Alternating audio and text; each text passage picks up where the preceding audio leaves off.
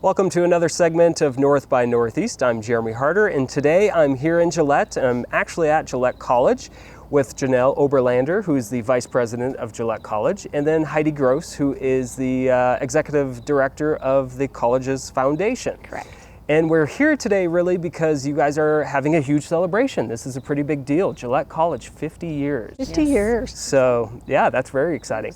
You guys have some events going on through this week, and we'll talk about those probably first, and we'll kind of get into the history and what the future looks like for Gillette College. All right, sounds good. So let's just kind of start off with the celebration. What are some of the events the school's got going on? Well, today we're going to be doing some student tours. People have signed up for that, and then we're really going to kick things off this afternoon at 6 o'clock with our foamy 5K walk run. Okay. So we've got almost 100 participants. It's a 5K walk run, and then when folks get done, Pizza Corello is here, an ice cream cafe will be here. They can get a snack, and then we've got a little water slide set up that people can go down, and it's a blue foam, and it's totally safe for people, pets, and plants. Environment and everything. Yes, Yeah. so it's totally safe. So that way people can cool off, and it's just something fun that they can do to wrap that up.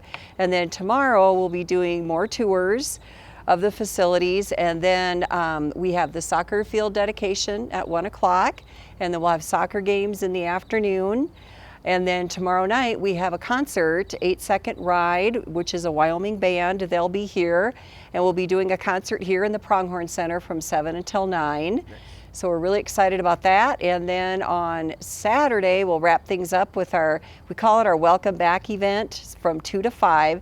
And that's where we invite all of our students. The community is invited to that. We're going to have birthday cake to celebrate our big birthday, and we'll do that Saturday afternoon, and then Saturday evening we'll wrap things up with a celebration dinner, and Governor Gordon and the First Lady will be here, so we're very honored that they're going to be here, and that starts at 6 o'clock, and that'll just kind of be a great culmination for a really fantastic celebration. Janelle, you want to talk about how Gillette College kind of started here? So as I've been learning more and more, I understand that really Gillette College began in an annex behind where the old hospital used to sit. Oh, okay. And it was as a result of some of our local leaders wanting to have some classes. And as classes began to be offered, there was more of a need and more of a desire to have a larger presence in Gillette. And so our early community leaders such as Mike Enzi and the Carter family all began really to advocate and really to work with our district, with our trustees to get more classes offered.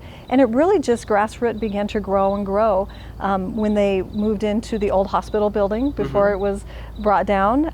It was like a whole new facility for the college. Yeah. And then of course there was a need for more here in the Gillette community, and then the work began to build Old Main. Once that was erected, there was a need to offer more career and technical education, and so more partners came together, and the campus just continued to grow to where we're at today. Yeah. And so 50 years later, here we are, really a full comprehensive community college who by state statute now have the ability to offer a 4-year degree. Oh, wow. So there's a lot of work that has happened, and that work has happened because of the people in this community, our leaders, and the people who really believed in the mission and the need for this college. So we owe a lot to our founders and a lot to the people who supported us. Well, I think you said, partnerships, and I think that was very important in building this between the city, county, and just, citizens and everybody came together to build this college. So yeah, that city and that county support have been instrumental, because we would not be able to do the things that we have been able to accomplish without the support of our community. So yeah, they've really helped build this campus. What are some of the facilities that are now on the campus? Right, so we have the old Main, which really is the main building, but Main really was built, it's a county building, the county built that building, and it houses classrooms and labs, and so really arts and science classes are there, plus the laboratory classes. Then the next building to come online, I believe, was the Health Science Building, which is the Herb and Dorothy Carter Health Science Building, which houses our nursing program, and it also has a wing that the hospital uses for training. Then the third building to come online was the Tech Center. And again, that was a partnership with our local industry and again with the county as well. And that building came online, I believe, in 2010 is when we started offering classes, January of 2010. And then Tanner Village was our first set of housing on campus. Lita Tanner was very instrumental and a strong supporter for the Gillette College, and there was a decision to name that facility after Lita Tanner. Then we have the Ag Complex, the rodeo arena. And they all kind of came online. The next 3 buildings Right. all came online that same year. Including the Pronghorn Center, and then Inspiration Hall.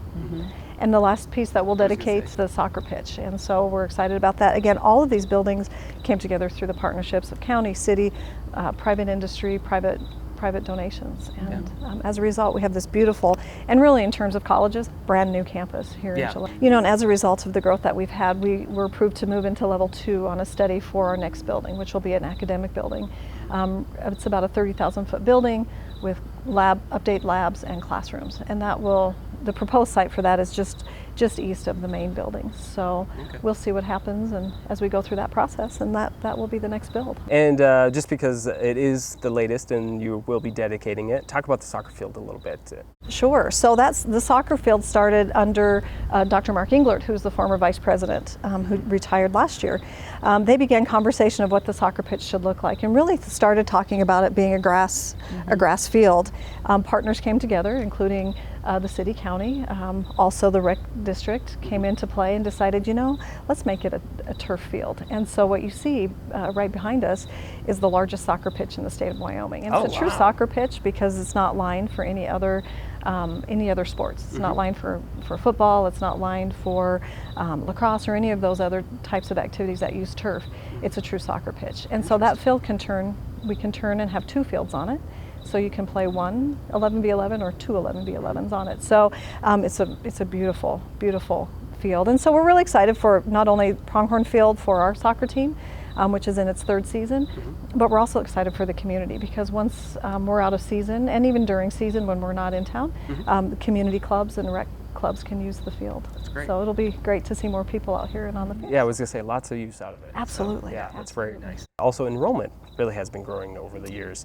Talk about that in growth and really probably specifically to this year's enrollment growth. Absolutely. So we have seen our enrollment growth trending upward. What we're seeing this year, and we have not taken our final counts, that'll happen later this week, but we're seeing we're up anywhere about 250 students and about 100 FTE count, which is significant for Gillette and for our campus.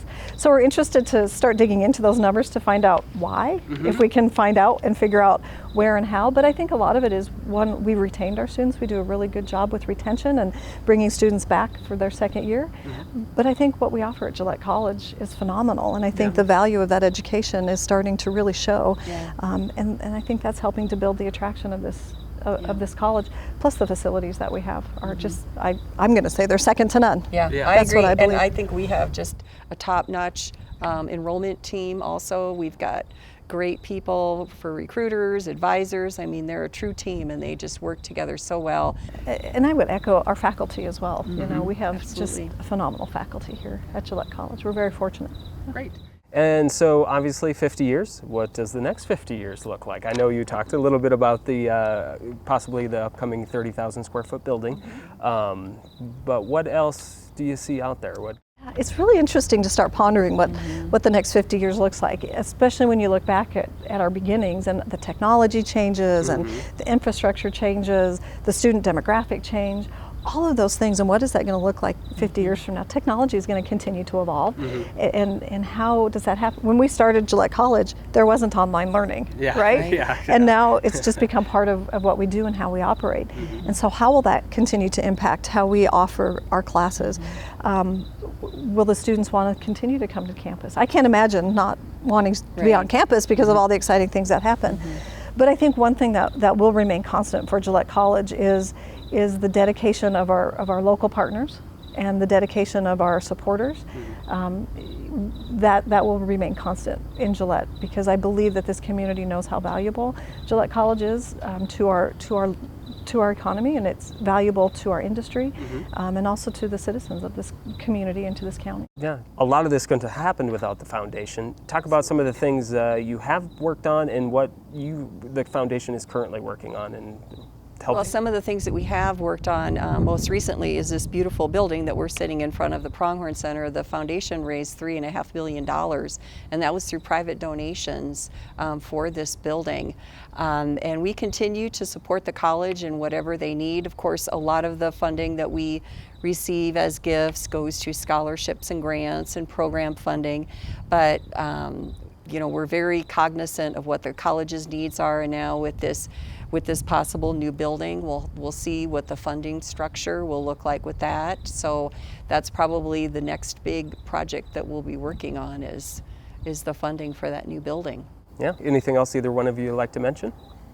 I think this is a really great opportunity to just really say thank you to our community and really say thank you to the local partners and the people who've believed in this college. Absolutely. There are so many people that it would be impossible for us to name them, but we are so grateful for that support and so grateful for that continued dedication to Gillette College, but also to our community.